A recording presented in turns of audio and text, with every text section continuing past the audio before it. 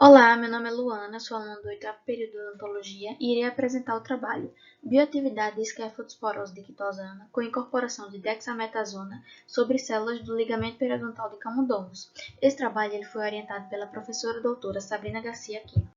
Esse trabalho se enquadra no terceiro dos 17 Objetivos de Desenvolvimento Sustentável previstos para a Agenda 2030 da ONU. Ao longo dos anos, a engenharia de tecidos tem direcionado esforços para o desenvolvimento de biomateriais capazes de interagir com sistemas biológicos. Dada a presença de células-tronco no ligamento periodontal, a ciência vislumbrou a possibilidade de desenvolver biomateriais que pudessem estimular essas células para o reparo tecidual. O objetivo desse estudo foi realizar ensaio de dose e tempo-resposta a fim de determinar as concentrações bioativas da dexametasona para a linhagem de células do ligamento periodontal de camundongos, MPDLs.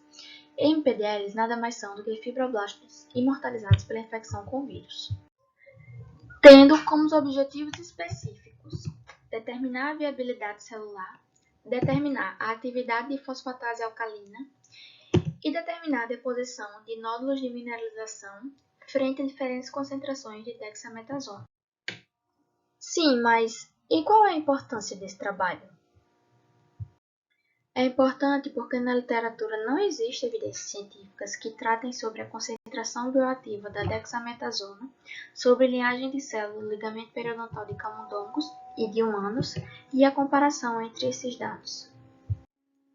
Bem, essas células elas estavam congeladas em um freezer de menos 80 graus, em diferentes passagens, numa concentração de 10 a 6 células por ml, num volume de 1,5 ml.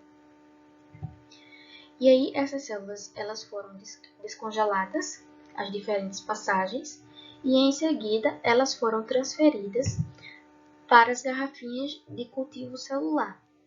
E posteriormente as garrafinhas foram incubadas na estufa de CO2 a 37 graus no período de 24 horas.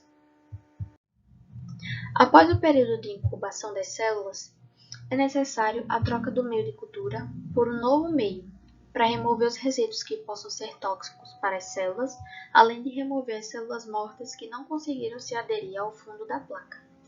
A seguir, é realizado o monitoramento da expansão da linhagem até que se atinja a confluência de mais ou menos 80%, para dar seguimento aos tratamentos posteriores, bem como a ressuspensão e a contagem dessas células na câmara de Neubauer. A respeito do esperado para o primeiro objetivo específico, a viabilidade celular, notou-se que todas as células estavam em suspensão, com característica de citoplasma arredondado, o que indica a morte celular, ao invés de estarem com aspecto alongado e aderidas, como esperado para esta linhagem, como podemos ver em exemplo a figura retirada do trabalho de Zhang et al. Dentre as possíveis causas da morte celular, a literatura traz alteração no pH do meio, contaminação por agentes biológicos, aglomeração celular, inibição por contato, excesso de metabólitos secretados e esgotamento dos fatores de crescimento. De acordo com Baust et al., o congelamento e o armazenamento criogênico podem exercer pressão de seleção nas células. Além disso, deve-se reconhecer que não se pode esperar recuperar do processo espécimes de melhor qualidade do que os presentes antes da preservação criogênica.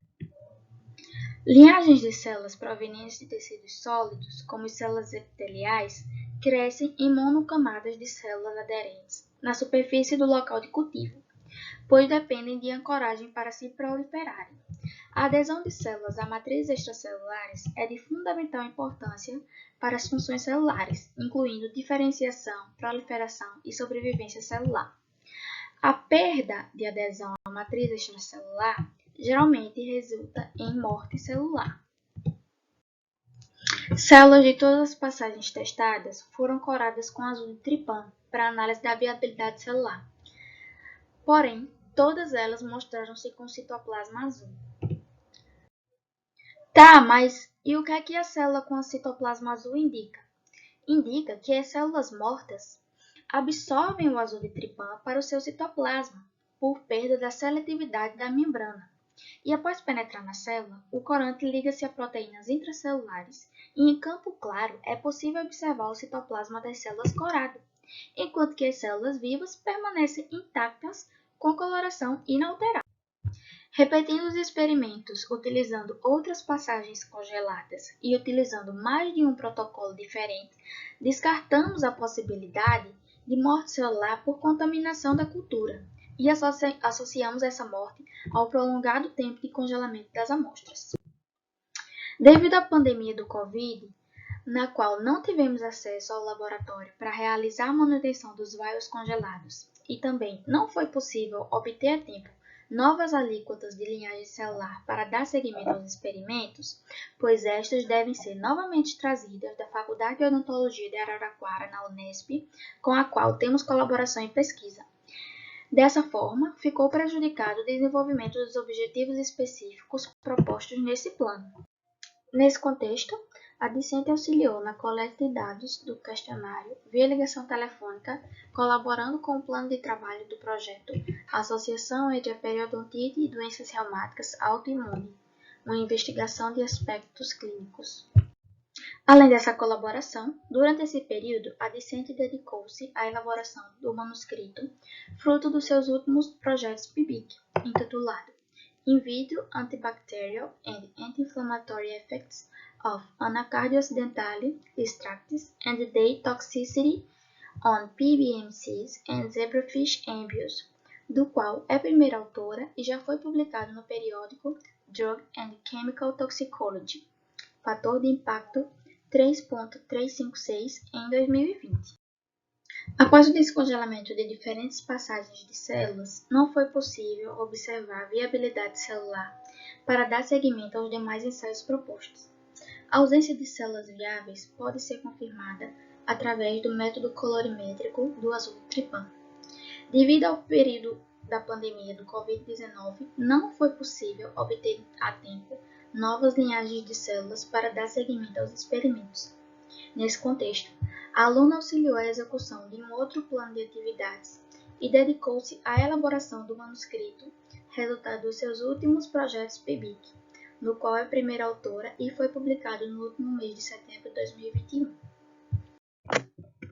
Ao CNPq, UFPB, PROPESC, Laboratório de Farmacologia Experimental e Cultivo Celular, e a equipe e estrutura da professora Mariana Sobral, do Departamento de Ciências Farmacêuticas, o nosso muito obrigado.